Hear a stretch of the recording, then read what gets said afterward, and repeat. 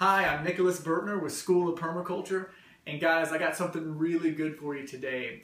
I'm in North Texas at the home of Nicole Rice, and she is the founder and the person that we go to here at our urban site, which is also here in Plano, Texas. We're not too far away, for our co-op to get our vegetation that we don't grow on site.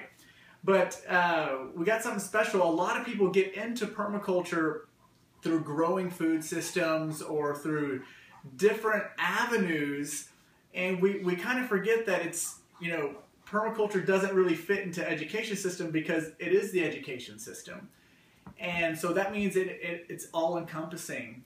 Medical ideologies and nutrition is high in the bar in permaculture. And today, with Nicole, by the way, how are you? Oh, I'm awesome. Yeah, I know you cooked us the greatness. She is going to talk a little bit about different fermentations and their nutritional value, and then show you something really cool here in just a second. So I don't want to ruin any more. Please, Nicole, just go ahead. Awesome. Well, thanks for watching today. I'm excited to kind of share with you a little bit of my passion.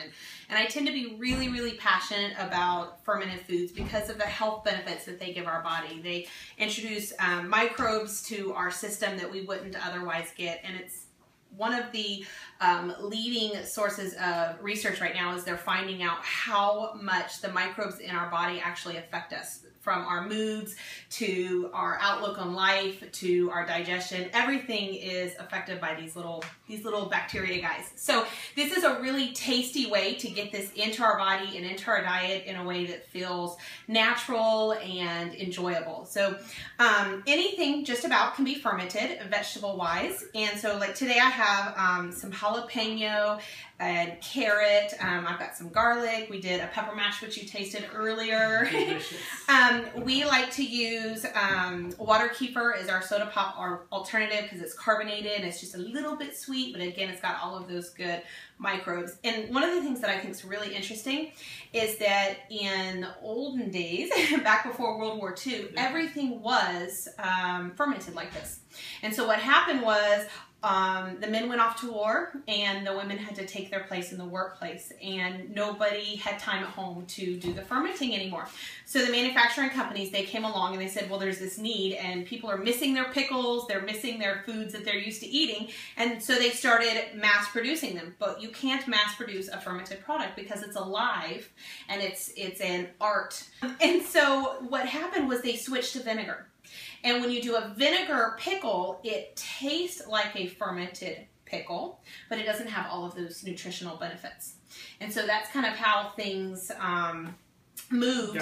Yes, and so now we have forgotten that pickles actually help us digest our food, that there's a purpose to these in breaking down. Another thing, you know, why we're here and doing this tip, you have these really cool bubblers that that you use to ferment, and these are really high quality compared to some of the other ones. I think you make them. Yes, right? yes. Yeah. Would you please tell us about this? Sure.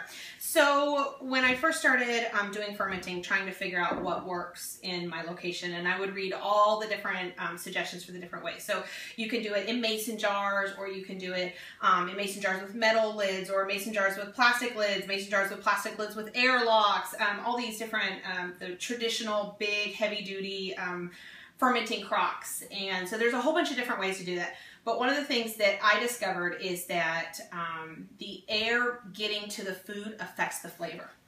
So if you don't have a truly aerobic environment when you're fermenting, you're going to end up with mush in the form of your vegetables as far as texture. You're going to end up with off flavors. There's a specific yeast that can develop that's not harmful, but it just gives it an off flavor that's not enjoyable. And so I found that using the glass jars like this, and you probably can't hear it on the video, but it actually hits it. I heard it. You moved back. Yeah, they actually build up pressure, and that happens because, again, it's alive and it's producing the gas, but no oxygen is getting in. So everything in here is staying stable and in the perfect environment for growing it. It actually is more nutritionally available to your body when it's been fermented than eating it raw. But when you do this, it could obviously cause an explosion because that gas can build up if it doesn't have anywhere to go. So that's why we have these airlocks. No. I've heard of people who have had multiple explosions in their house while they were experimenting and learning, but not me. So this is an airlock, and what happens here is you have that same airtight design where nothing can get in, but you have the water here, and so the gas can release. And because obviously oxygen can't go through the water to affect the flavor, only it comes out. So that's what we use, and that's what I have found to be extremely effective. And I've read a lot of people that have talked about the difference in their health when they switch to using a truly aerobic fermenting versus mason jars or the plastic lids. Because although the plastic lids feel tight, the air can still get in there. It's not a truly aerobic environment. Got it. Yeah, no, that's actually... And I'm saying aerobic, I mean anaerobic. Thank you. No worries. And so that, I've seen the other ones out on the market, and they're like, they are a plastic lid and whatnot. So this keeps it air. It does. I've done side-by-side fermenting with it, and I've seen the difference in the product. Yeah, especially in things like sauerkraut that have a tendency to get mushy. So you got like a couple different sizes. Yes. I think that you make them. Yeah. All these different, and so you can put a bubbler on each one. Correct. And yes, yeah. So you can put a bubbler on it, and then what I do is I have extra lids. And so you can see when I take it, when I'm done fermenting, I take and swap the lid out, and then this goes in the fridge like that. So you're not getting any fridge flavors or anything into your jar. Beautiful. That is amazing. Well, look, what's the Facebook group name? Natural Food Source. Natural Food Source. That's where you have a co-op, and that's also I'm going to give them your number in the show notes, but it's also where we can find this this here. Yes, you can also find me at realfoodrealsimple.org. Realfoodrealsimple.org. Check it out. Look, guys, that's our tip of the day. It's very important to get into the nutritional value of what happens. Look, we keep it real. We keep it real. This is what it's about. It is about family.